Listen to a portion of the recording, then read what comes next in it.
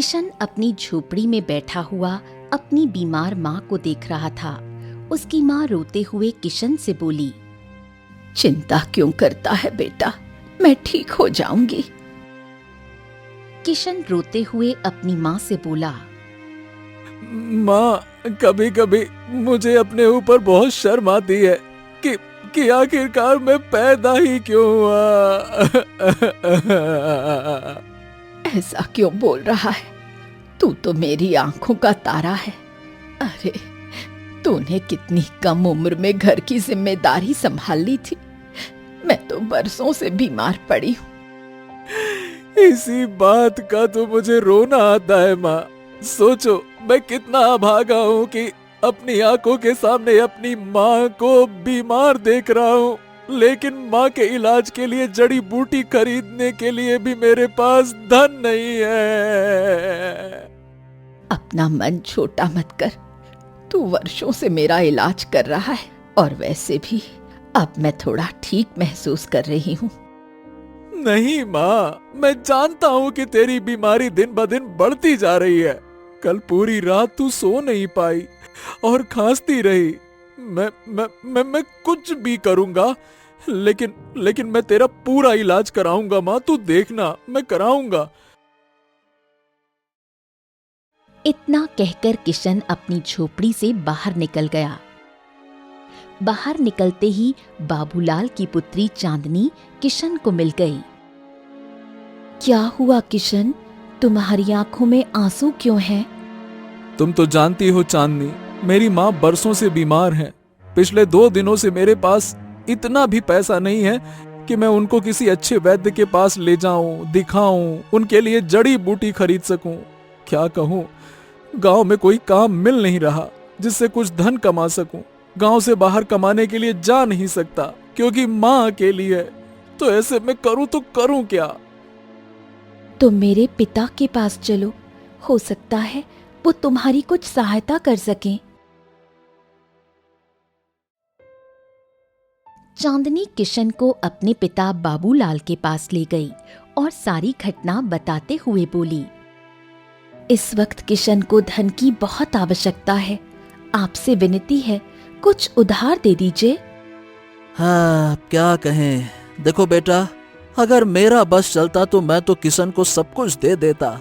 इस गांव में बहुत कम लोग जानते हैं कि किशन के पिता के मेरे ऊपर कितने एहसान हैं। लेकिन तुम तो जानती हो चांदनी कि हमारी आर्थिक स्थिति इस समय बहुत खराब है। बेटा, मेरे पास अब कुछ नहीं बचा। किशन और भी उदास हो गया और बाबूलाल से बोला, हाँ, मैं जानता हूं कि आप कठिन समय से गुजर रहे हैं, लेकिन आपने मेरे लिए सोचा, बस यही बहुत है। धन्यवाद। इतना कहकर किशन नम आंखों से बाहर चला गया और एक वृक्ष के नीचे बैठकर अपने आप से बोला, क्या करूं, किससे उधार मांगूं, क्या करूं? तभी किशन की नजर ठाकुर की हवेली पर पड़ी। ठाकुर बलराम गांव का सबसे दबंग व्यक्ति था। गांव के अधिकांश खेत ठाकुर के ही थे और वो लोगों को कर्ज भी दिया करता था। हाँ, ठाकुर साहब से ही कुछ पैसे उधार मांग कर देखता हूँ। हो सकता है कि वो मेरी कुछ मदद कर दें। हाँ, जाता हूँ। इतना कहकर किशन ठाकुर की हवेली में चला गया। ठाकुर आराम से कुर्सी पर बैठा था। ठाकुर साहब, मेरी माँ बीमार है। मेरे पास उनके इलाज के लिए बिल्कुल भी पैसा नहीं है। क्या आप मुझे कुछ धन उधार दे सकते हैं? पैसे चाहिए? अच्छा, ये तो बता, तेरी माँ की उम्र कितनी है? 60 साल की हो चुकी है ना? तो अब जीकर करेगी क्या? अरे क्यों मुझसे उधार मांगकर कर्जदार बन रहा है? अरे जा रे जा, मर जाने दे अपनी माँ को। तू भी चैन से रहना, हमको भी चैन से रहने दे। ठाकुर की बातों ने किशन के कलेजे को चीर दिया। वो अपने क्रोध को दबाते हुए बोला, ऐसा मत कहिए ठाकुर साहब। इस संसार में मेरी केवल एक माँ ही है और कोई नहीं है। आप ये कैसी बातें कर रहे हैं? देख, देने को तो मैं तुझे कर्ज दे सकता हूँ, लेकिन तेरे पास गिरवी रखने के लिए क्या है? अरे तू तो स्वयं अपनी माँ के साथ टूटी फूटी झोपड़ी में रहता है। क्या अपनी झोपड़ी को गिरवी रखेगा? अगर रखेगा तो फिर रहेगा कहाँ? बात करता है कर्ज चाहिए। अबे जा, मैं तुझे कर्ज नहीं दे सकता, चल जा। किशन ठाकुर के आगे हाथ जोड़ने लगा। ठाकुर साहब दया कीजिए, ऐसे ना भगाइए, दया कीजिए। एक बार जो मैंने मना कर दिया तो कर दिया। इससे पहले कि मैं तुझे धक्के मारकर बाहर निकालूं, अपनी मर्जी से चला जा, नहीं तो तुझे भी अपना इलाज कराना पड़ेगा। और तुझे तो पता है तेरे पास पैसा नहीं है। किशन की आंखों से आंसू बहने लगे। ये सब ठाकुर की हवेली में काम करने वाला धनीराम देख रहा था।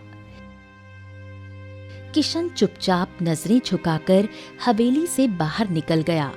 ठाकुर की हवेली से अपमानित होकर किशन गांव की सीमा के निकट एक पुराने कुएं के पास जाकर बैठ गया। ये वही कुआं था जिसके बारे में वर्षों से गांव में ये प्रसिद्ध था कि यहाँ से रातों में अजीबोगरीब आवाजें आती थीं। लोग कहते थे कि उस कुएं में कुछ रहस्यमयी छुपा हुआ है और डर की वजह से कोई भी वहां पानी भरने नहीं जाता था। किशन कुएं के किनारे बैठकर फूट फूट कर रोने लगा। अब किसके पास जाऊं, किससे मदद मांगू? मुझसे अपनी माँ की गरीबी देखी नहीं जाती और ना ही उनकी तड़प। तभी वहां पर ठाकुर की हवेली का नौकर धनीराम आ गया। उसने किशन को उस कुएं के पास बैठे देखा तो चौंक गया। अरे अरे किशन भाई, तू बेटा यहाँ क्यों बैठा है? तुझे पता नहीं है क्या कि इस कुएं से अजीब अजीब आवाजें आती हैं? गांव वाले इसे अभिशप्त मानते हैं। चल चल जल्दी चल। कहाँ जाऊं? जिसकी जिंदगी में तूफान मचा हो उसे इन आवाजों से क्या फर्क पड़ेगा काका, बताओ भला। धनीराम रहस्यमयी अंदाज में बोला। अरे कितनी विचित्र बातें करता है। जिसका पिता कभी इस गांव का सबसे बड़ा जमींदार था, जिसने गांव के गरीबों की मदद की, आज देखो भला उसका बेटा दूसरों के आगे हाथ फैला रहा है। ये सुनकर किशन चौंक गया। ये आप क्या कह रहे हैं? अरे तुम्हें किसी ने नहीं बताया, ना ही तुम्हारी माँ ने, क्योंकि सब ठाकुर से डरते हैं। अब इसमें ठाकुर का क्या लेना देना? सब कुछ लेना देना ठाकुर से ही है बेटा। मैं वर्षों से चुप रहा ठाकुर के डर से, पर अब मुझे किसी का डर नहीं है। तुम्हारे पिता ने मेरी जिंदगी में जो किया है ना, उसके बदले मैं तुम्हें यूं भटकते तो नहीं देख सकता। इतना कहकर धनीराम ने अपनी जेब से कुछ सिक्के निकाले और किशन के हाथ में रख दिए। ये ले बेटा, जाकर किसी अच्छे वैद्य को दिखा अपनी माँ को। उसका ठीक होना बहुत जरूरी है ना? जा। किशन भावुक होकर झुक गया और दौड़ता हुआ अपनी माँ के पास गया।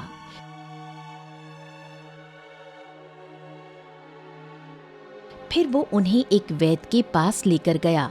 वैद्य ने उसकी माँ की नब्ज देखी, आंखों में झांका और गंभीर स्वर में बोला, इनकी बीमारी शरीर में गहराई तक उतर चुकी है। अब देखो, बचने की अब कोई संभावना नहीं है, माफ करना। हाँ, ऐसा मत कहिए वैद्य जी, मेरे पास माँ के अलावा और कोई नहीं है, ऐसा ना कहिए। यही संसार का नियम है बेटा किशन। दुनिया की कोई जड़ी बूटी तुम्हारी माँ को पूरी तरह से स्वस्थ नहीं कर सकती। मैं केवल इतनी औषधि दे सकता हूँ जिससे तकलीफ थोड़ी कम हो सके, बस। वैद्य ने जड़ी बूटियां दी और किशन अपनी माँ को वापस झोपड़ी में ले आया। माँ ने औषधि ली और गहरी नींद में सो गई। कुछ देर बाद किशन फिर धनीराम के घर आ पहुंचा। अरे किशन, क्या हुआ? वैद्य के पास गए थे ना? वैद्य ने कह दिया है काका कि माँ की बीमारी अब लाइलाज है। वो बस दर्द कम कर सकते हैं, बीमारी ठीक नहीं कर सकते। धनीराम की आंखों में भी आंसू आ गए। हो, हिम्मत मत हार बेटा, हिम्मत मत हार, हम सब है ना।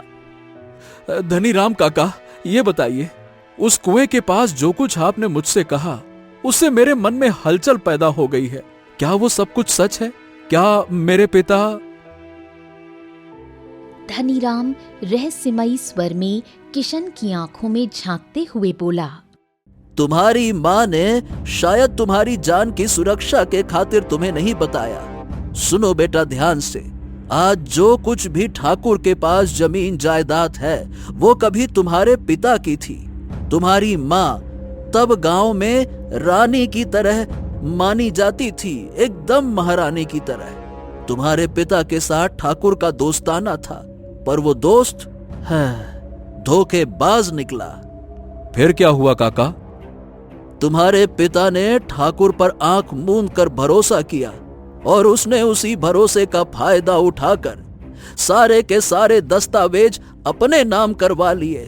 तुम्हारे पिता बेचारे टूट गए और तभी से तुम्हारे घर का बुरा समय शुरू हो गया। किशन की आंखें जलने लगीं, होंठ भींच कर बोला, फिर इसके बाद क्या हुआ काका? इसके बाद बेटा कुछ भी स्पष्ट नहीं हुआ।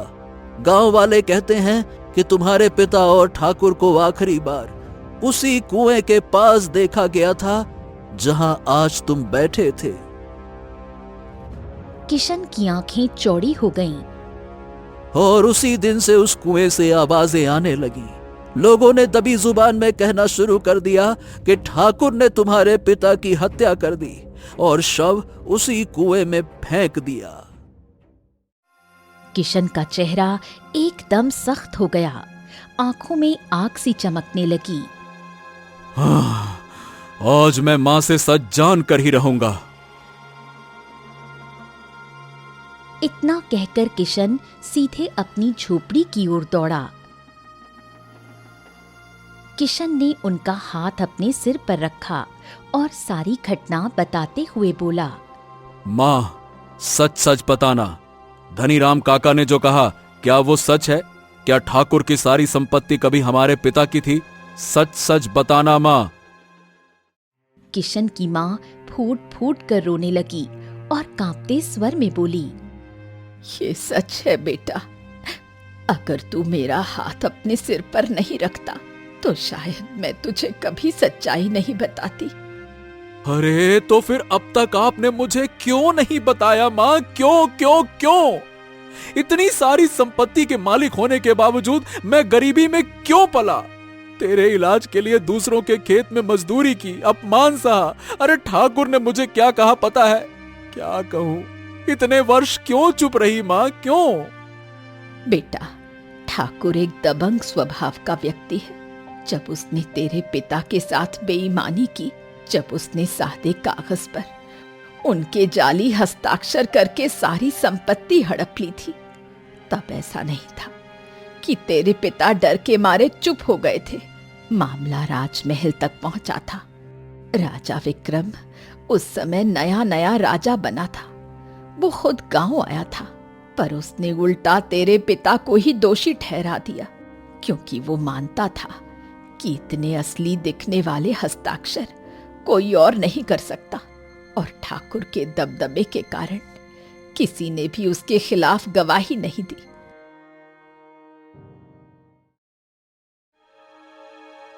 तेरे पिता तो पूरे गांव की मदद करते थे, लेकिन जब खुद पर आई तो कोई साथ खड़ा नहीं हुआ।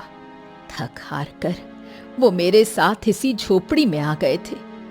उस समय तू केवल 2 साल का था, और एक दिन ठाकुर के आदमी आए और बोले कि ठाकुर तेरे पिता से आखिरी बार मिलना चाहता है। वो लोग उन्हें गांव की सीमा पर उस कुएं के पास ले गए और उसके बाद वो कभी वापस नहीं लौटे। इतना कहकर किशन की माँ फूट फूट कर रोने लगी। क्या उसने मेरे पिताजी के हस्ताक्षर इतने सटीक कर दिए थे कि राजा विक्रम भी धोखा खा गया? हाँ बेटा, राजा विक्रम भी धोखा खा गया और फिर तेरे पिता टूट गए थे, क्योंकि जिन गांव वालों की उन्होंने जीवन भर मदद की उन्हीं ने मुंह मोड़ लिया। किशन की आंखें लाल हो गईं, दिल में आग धधकने लगी। उसी समय उसने निर्णय लिया।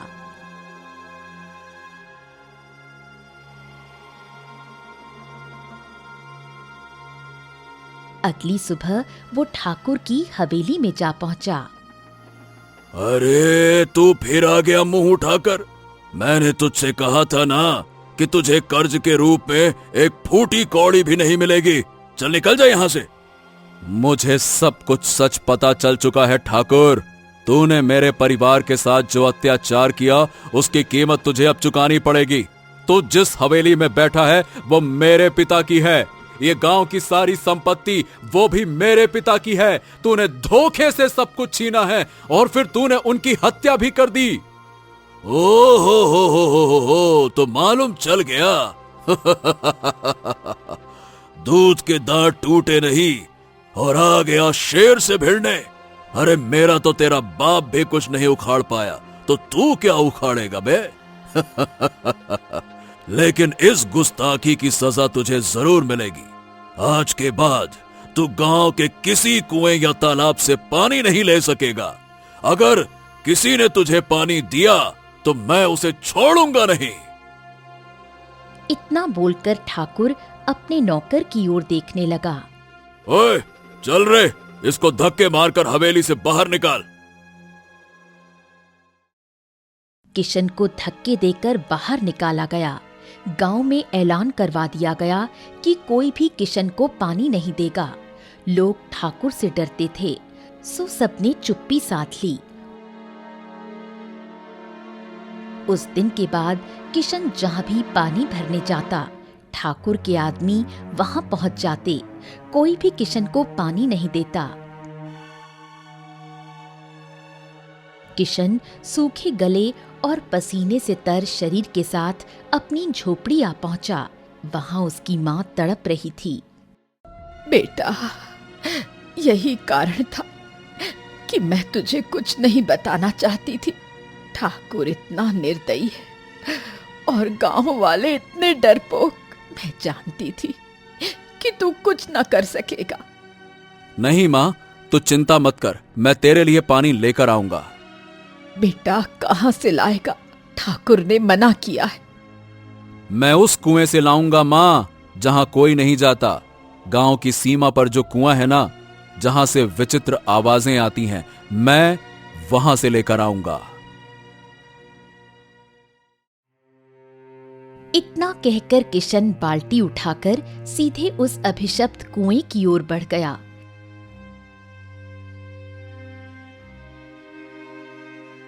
किशन ने जैसे ही बाल्टी कुएं में डाली, केवल बाल्टी की गूंज सुनाई दी। उसने कई बार प्रयास किया, लेकिन हर बार बाल्टी सूखी ही लौट आई थी। हाँ, आखिर इस कुएं में से पानी क्यों नहीं निकल रहा? किशन कुएं के भीतर झांकते हुए चिल्लाने लगा। तभी दूर एक पुराने वृक्ष की जड़ पर तपस्या में लीन साधु की आंखें खुल गईं। उसकी तपस्या भंग हो चुकी थी। वो क्रोधित होकर उठ खड़ा हुआ और तेज कदमों से किशन के पास आकर बोला, मूर्ख, तेरी वजह से मेरी वर्षों की तपस्या भंग हो गई। मैं तुझे श्राप दे दूंगा। हाँ तो दे दीजिए ना साधु महाराज, किस बात का इंतजार है? अरे मैं तो कहता हूं मुझे जलाकर राख कर दीजिए। वैसे भी मेरे जीवन का कोई मूल्य नहीं बचा। मेरा होना या न होना अब बराबर है। मार डालिए मुझे। किशन के विवशता भरे शब्द सुनकर साधु चौंक गया। उसका क्रोध धीरे धीरे शांत हो गया। तू तो संसार से हारा हुआ लगता है, जैसे किसी गहरे दुख में डूबा हो। चल बता, तुझे क्या समस्या है? किशन फूट फूट कर रो पड़ा और उसने साधु को अपने जीवन की पूरी कथा सुना दी। माँ की बीमारी, ठाकुर का अत्याचार, पिता की हत्या और संपत्ति की चोरी। सब कुछ सुनने के बाद साधु का चेहरा गंभीर हो गया।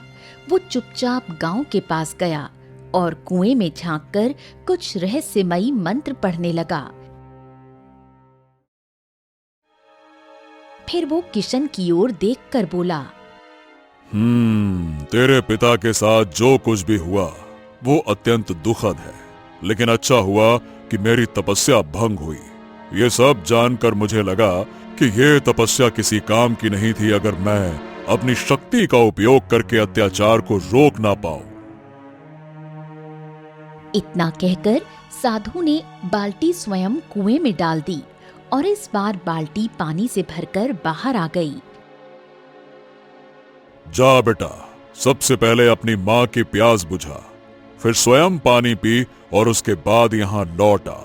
मैं तेरा इंतजार करूंगा। जा।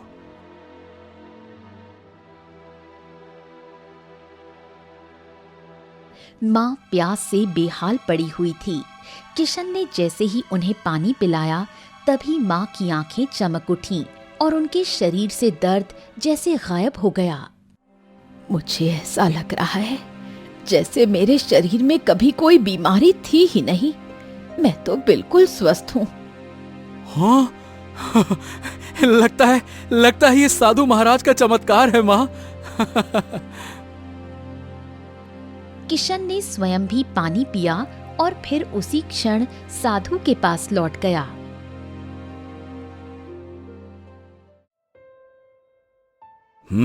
अब जा, राजा विक्रम को बुला ले आ। उससे कहना कि एक साधु वर्षों की तपस्या के बाद न्याय के लिए उसकी प्रतीक्षा कर रहा है। वो घने वृक्ष के नीचे इस कुएं के पास बैठा है। जा, बुला ले आ। अरे परंतु महाराज, वो मेरे कहने पर क्यों आएंगे भला? वो अवश्य आएगा, क्योंकि वो साधुओं का बहुत सम्मान करता है। जा, बुला ले आ तू। किशन ने एक बार भी नहीं सोचा, वो सीधे राज्य की ओर बढ़ गया।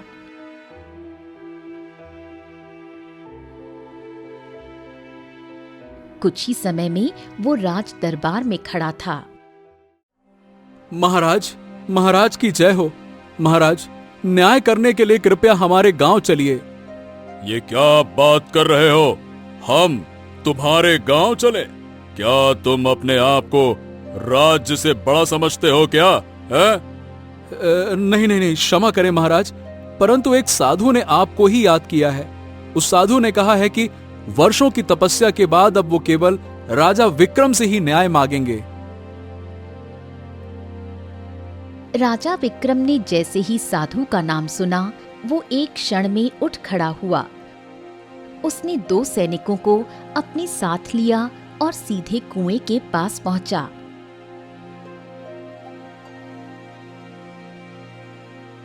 जहां साधु पहले से उसका इंतजार कर रहा था। कैसे हो राजा तुम? बरसों पहले तुम्हारे अन्याय की वजह से इस बेचारे को कितनी तकलीफों का सामना करना पड़ा। इतना धनवान होने के बाद भी इसका बचपन गरीबी में बीता, जवानी मजदूरी में बिखर गई। क्या तुम इसका कल वापस ला सकते हो? साधु महाराज, आप ये कैसी बातें कर रहे हैं? मैंने तो कोई अन्याय नहीं किया। महाराज, बरसों पहले आप इसी गांव में न्याय करने के लिए आए थे, जब आप नए राजा बने थे।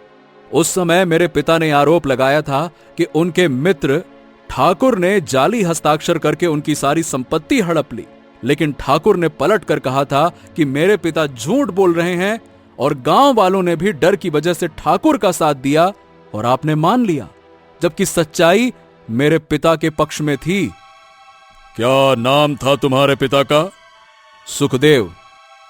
हाँ, मुझे याद आ गया। लेकिन उस समय तो किसी भी गांव वालों ने तुम्हारे पिता की ओर से गवाही नहीं दी थी, क्योंकि वो सब डरते थे। जाओ, ठाकुर को बुलाओ, फैसला यहीं पर होगा। राजा विक्रम ने सैनिकों को आदेश दिया, जाओ, ठाकुर को तुरंत यहां लेकर आओ। और किशन से कहा, और किशन, जाओ तुम अपनी मां को भी यहां पर लेकर आओ।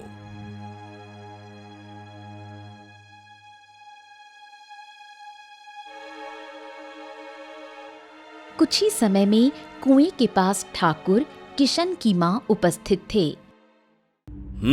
तो ठाकुर, वर्षों पहले क्या तुमने जाली हस्ताक्षर करके अपने मित्र सुखदेव की संपत्ति हड़प ली थी? साफ साफ बताओ। महाराज, ये सब झूठ है। उन बातों को तो कई बरस बीत चुके हैं। इनके पास भला क्या सबूत है कि वो हस्ताक्षर जाली थे? तभी साधु ने तेज स्वर में मंत्र पढ़ना शुरू कर दिया। अगले ही पल रंग बिरंगी किरणें साधु के चारों ओर से उठीं और कुएं के अंदर समा गईं। कुछ देर बाद वही किरणें कुएं से बाहर आईं और हवा में लहराते हुए एक पुरुष का आकार लेने लगीं। वो कोई और नहीं, सुखदेव की आत्मा थी। वहां उपस्थित सब लोग स्तब्ध रह गए। ठाकुर का चेहरा पीला पड़ गया और वो डर के मारे कांपने लगा। हा, डरो मत। ये सुखदेव नहीं, सुखदेव की आत्मा है, जिसे तुमने मारकर इसी कुएं में फेंक दिया था।